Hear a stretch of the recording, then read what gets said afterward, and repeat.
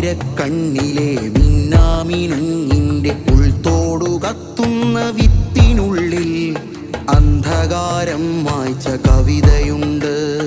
ചിത്രത്തഴമ്പിനെ ചുറ്റിത്തുഴയുന്ന കൈവരപ്പാടിന്റെ ചിറ്റിനുള്ളിൽ എന്നൊരാഖ്യാന കഥയുമുണ്ട്. പാതിരക്കണ്ണിലെ മിന്നാമിനുങ്ങിന്റെ ഉൾത്തോടു കത്തുന്ന വിത്തിനുള്ളിൽ അന്ധകാരം മായ്ച്ച കവിതയുണ്ട്.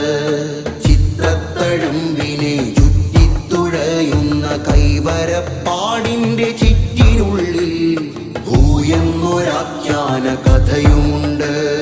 കുഞ്ഞെന്ന ജീവുറ്റി തളിരുപൂത്ത് നമ്മൾ പാർക്കുന്ന കൂട്ടിനകത്ത് കൂയെന്നു കൂവുന്ന കുയിലുമുണ്ട്.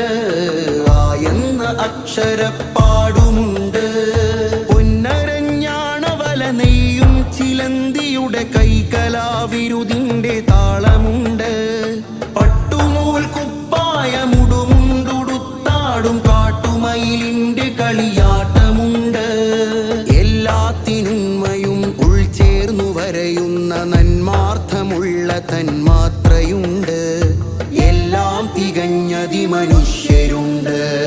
പാതിരക്കണ്ണിലെ മിന്നാമിനുങ്ങിന്റെ ഉൾത്തോടു കത്തുന്ന വിത്തിനുള്ളിൽ അന്ധകാരം മായ്ച്ച കവിത. മതത്തിന്റെ വിഷയത്തിലും ആചാരത്തിന്റെ വിഷയത്തിലും അത് തന്നിൽ ഒതുങ്ങുന്ന കാര്യമാണെന്നും എന്നാൽ മറ്റെല്ലാ മതങ്ങൾക്കും ഇവിടെ ജീവിക്കാൻ അവസരം ഉണ്ടെന്നും മാത്രമല്ല, പൊതുകാര്യങ്ങൾ, റോഡും പാലവും സ്കൂളും ആശുപത്രിയും അതുപോലെ കച്ചവടവും ഭക്ഷണവും വസ്ത്രവും ഇതെല്ലാം മനുഷ്യരുടെ പൊതുവായ ആവശ്യങ്ങളാണ്.